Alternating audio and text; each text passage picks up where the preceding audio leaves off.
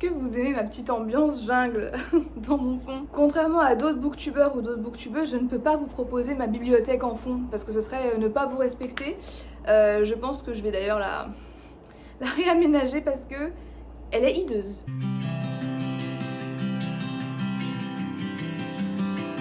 Mais de toute façon, on n'est pas là pour ça, puisque aujourd'hui je suis là pour vous proposer un top 5, enfin, des thrillers que je vous recommande pour Halloween. Alors clairement, ce sont des livres qu'on peut lire à n'importe quel moment, mais là, voilà, Halloween, frisson, automne, tu coco. Moment idéal pour lire des thrillers, et c'est vrai que sur ma chaîne, j'ai jamais vraiment fait de top 5 thriller, romance. Bon, romance, ça risque clairement pas, parce que je suis toujours un peu réticente à faire ce genre de vidéo, parce que c'est une vision très limitée en fait de tout ce que j'ai pu lire, et je me dis, bah, dans le futur, je vais lire d'autres livres qui vont certainement surpasser des livres qui sont actuellement dans ce top.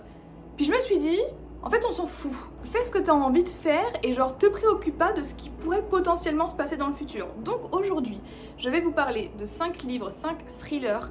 Je vais remonter à très loin dans ma vie de lectrice. Des thrillers qui selon moi valent le coup et croyez-moi, je suis très exigeante en la matière. Alors le premier livre que je vous conseille, je l'ai lu il y a vraiment 6 ans je crois, ça a été un de mes premiers services presse, il s'agit de Faites vos jeux de Julia Richard. Déjà c'est vrai que j'avais été pas mal intriguée par la couverture et une de mes amies de l'époque, Johanna je crois, me l'avait conseillé et donc du coup je m'étais dit ok, je vais le demander, il a l'air sympa. Et effectivement, c'est pas, alors attention c'est pas le meilleur thriller que j'ai lu toute ma vie, surtout la fin, je crois que j'avais été un peu perturbée par la fin, mais on a une putain d'ambiance qui littéralement vous donne la chair de poule. Alors pour l'histoire, on est dans un huis clos. Alors déjà, c'est vrai que de base j'aime beaucoup ce genre de setting, ce genre de mise en place dans les romans, surtout dans les thrillers parce que même sans être claustrophobe moi-même, j'avoue que ça donne tout de suite une ambiance très suffocante, très oppressante. L'intrigue se passe dans une grande maison.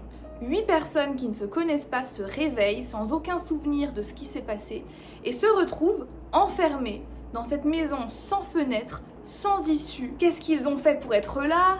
Qui les a mis là? Enfin, beaucoup d'interrogations, beaucoup de questions. Ça va être une histoire un peu à la Saw, avec une sorte de maître du jeu, qui fait partie d'ailleurs des 8 personnes, qui a décidé de rassembler ces personnes pour les punir de choses qu'elles ont faites, en fait, qu'elles ont pu faire dans leur vie, plus ou moins graves, et de les torturer mentalement, puisqu'il s'agit de ça en fait, en leur expliquant que la seule issue possible est entre les mains du loup.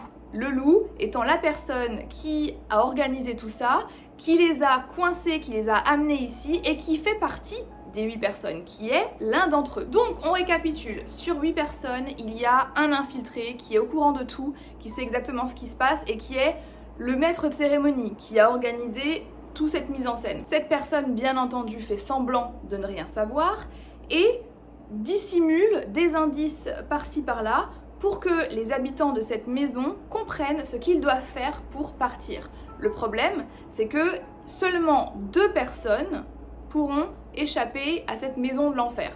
Le loup étant une de ces 2 personnes puisque c'est le seul qui connaît la voie de sortie. J'avais bien aimé, je crois que j'avais moi-même été pas mal choquée parce que je ne m'attendais pas à cette fin.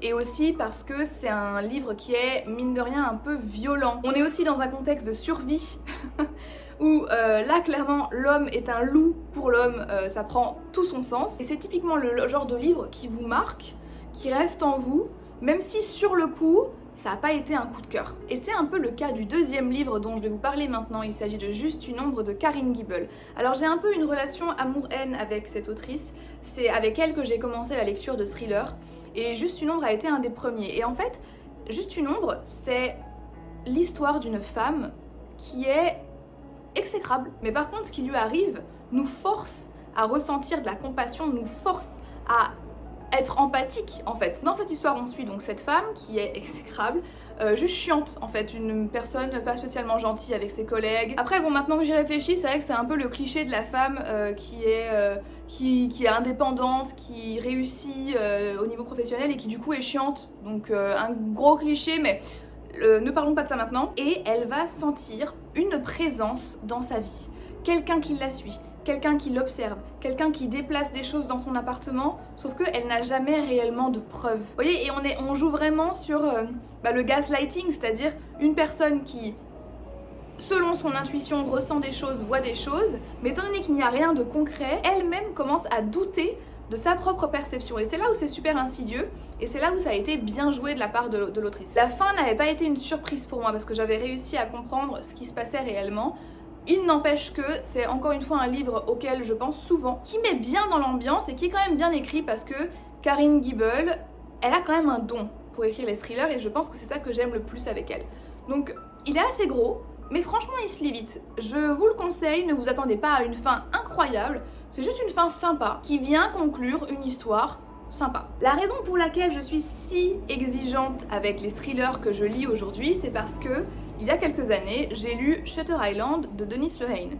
C'était un cadeau, c'était pas du tout prévu que je le lise de base, mais je l'ai lu et ça a été ma révélation thriller de tous les temps. Depuis, dès que je lis des thrillers, automatiquement, j'ai un peu ce livre-là en point de référence, qui est très pénible parce que littéralement, aucun thriller ne lui arrive à la cheville. C'est très clairement un de mes livres préférés de tous les temps. C'est très bien écrit. L'intrigue est incroyable et l'auteur vous retourne le cerveau d'une manière, et c'est aussi très sombre comme ambiance, puisqu'en fait on va suivre une sorte d'enquêteur, de policier qui va se rendre sur une île sur laquelle se trouve un hôpital psychiatrique, et on l'a appelé, on a fait appel à ses services parce qu'une patiente de cet hôpital psychiatrique a disparu. Il va mener l'enquête et il va se rendre compte qu'il y a des choses très bizarres qui se passent sur cette île. En fait, il y a tellement de ramifications, tellement d'intrigues différentes, mais qui se regroupent en une seule à la fin dans ce livre, que en fait, vous parlez de l'intrigue, ça me paraît très limité, mais je pense que c'est le seul moyen d'en parler parce qu'après, c'est vraiment trop rentré dans les détails. Je vous le conseille, même pas à 100%, même pas à 1000%, mais à 1 milliard de pourcents si vous ne l'avez pas lu. Allez-y, le film est extra aussi. Les deux, en fait, se combinent super bien. Même si vous avez déjà vu le film, vous savez qu'à la fin du film, on ne sait pas trop ce qui se passe, on n'a pas vraiment de réponse, ou alors on nous laisse un peu en suspens. À la fin du livre, vous avez votre réponse. C'est clair, vous savez. Donc, je vous le conseille à 100%, et par contre, soyez préparés à être déçus par tous les autres thrillers que vous lirez après, parce que celui-là est juste trop excellent. Marrant, un peu dans la même veine, on a Puzzle de Franck Tillier que j'ai lu l'année dernière. Il m'a énormément fait penser à Shutter Island parce qu'on est un peu aussi dans cette ambiance d'hôpital psychiatrique avec un personnage, on ne sait pas trop ce qui se passe dans sa tête, on voit les choses à travers ses yeux, et donc du coup, on est automatiquement biaisé. Cette fois, on est avec un personnage qui aime bien faire des chasses au trésor version adulte, c'est-à-dire des chasses au trésor qui sont organisées sur internet, qui se passent dans la vraie vie, où il faut se rendre dans des lieux de la ville spécifiques et tout. Et donc, il décide de s'engager dans cette chasse au trésor-là, qui va se dérouler dans un hôpital psychiatrique. C'est une énorme chasse au trésor avec beaucoup d'autres personnes qui décident de participer. Je crois qu'ils sont quelque chose comme une dizaine. Et ça se passe avec une personne qui organise absolument tout dans les moindres détails. Et bien sûr, arrivé dans cet hôpital psychiatrique totalement isolé, en plein hiver, avec la neige qui tombe, les routes qui sont impraticables, on est aussi dans un huis clos où le protagoniste va se rendre compte que il est peut-être tombé dans un piège, où les participants sont tous plus suspects les uns que les autres. J'ai beaucoup aimé ce livre, je le prenais avec moi quand je sortais. J'avais à chaque fois envie d'entamer un nouveau chapitre parce que, encore une fois, on est sur un rythme d'écriture très soutenu. L'auteur sait très bien gérer le suspense et la révélation, alors pas non plus formidable, mais ça gâche pas l'histoire et ça gâche pas l'expérience de lecture parce que le livre en soi est bon et je trouve qu'il a été bien écrit, bien dosé, je vous le conseille. Ça a été mon premier Franck Tillier, du coup ça m'a donné envie de lire d'autres choses de lui parce que c'était vraiment pas mal. Le dernier roman que je vous conseille aujourd'hui, il s'agit du Chuchoteur de Donato Carisi. Alors, j'en ai parlé il n'y a pas super longtemps sur ma chaîne parce que je l'ai lu cette année. Il est énorme, je crois qu'il y a genre 500 ou 600 pages. Mais il est bien écrit. Alors c'est un roman qui a un peu du mal à démarrer, mais une fois que vous êtes dedans, enfin moi la partie du milieu a été ma partie préférée, la fin a été un peu précipitée selon moi, mais le milieu est vraiment bien et franchement, il fout la chair de poule. Là, on va suivre une enquêtrice qui s'appelle Mila qui a été appelée pour enquêter sur une affaire plutôt bizarre, une affaire de disparition d'enfants, de jeunes filles qu'on a retrouvées dans une clairière enterrées avec le bras droit manquant. Donc déjà, super glauque. Et l'élément supplémentaire qui rend le tout encore plus oppressant, c'est que Mila sait qu'il y a une autre fillette qui est portée disparue, qui se trouve actuellement entre les mains de la personne qui a organisé tout ça et qui a tué ces jeunes filles, et qui du coup se sert de cette autre petite fille comme monnaie d'échange, comme moyen de faire du chantage à la police.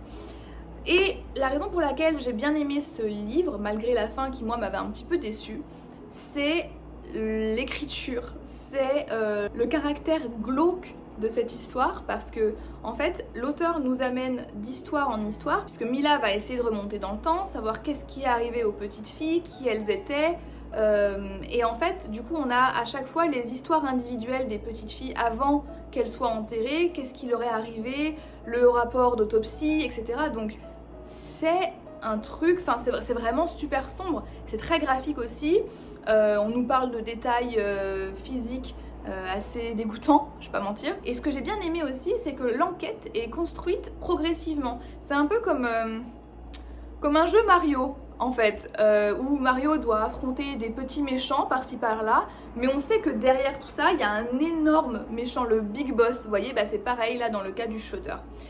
Donc en fait, ça rend le tout très intéressant, malgré le fait que le livre fasse 500-600 pages, et on a quand même envie de savoir qu'est-ce qui se passe, quoi. Pourquoi, comment, enfin qu'est-ce qui se passe derrière tout ça. Donc voilà, ça a été un livre assez sympa, pas aussi bien que Shutter Island, clairement, mais bien écrit. Et voilà ma petite liste de thrillers pour Halloween, j'espère que ça vous a plu, j'espère que ça vous a donné des idées de lecture. Comme vous l'avez compris, je suis quelqu'un de relativement insatisfaite lorsqu'il s'agit de thrillers, à cause de Shutter Island notamment. Donc si vous avez des bonnes recommandations, je vous en prie, dites-moi tout ça en commentaire. J'ai très envie de lire des thrillers en ce moment. Je me rends compte en fait que j'en ai pas lu tant que ça et j'aimerais largement y remédier. Donc n'hésitez pas à me partager tout ça dans les commentaires. Merci à vous d'avoir regardé cette vidéo. Merci aux personnes qui like, qui font vivre cette chaîne en fait tout simplement. Ça me fait toujours autant plaisir. Et moi je vous dis à très bientôt dans une prochaine vidéo. Bye bye.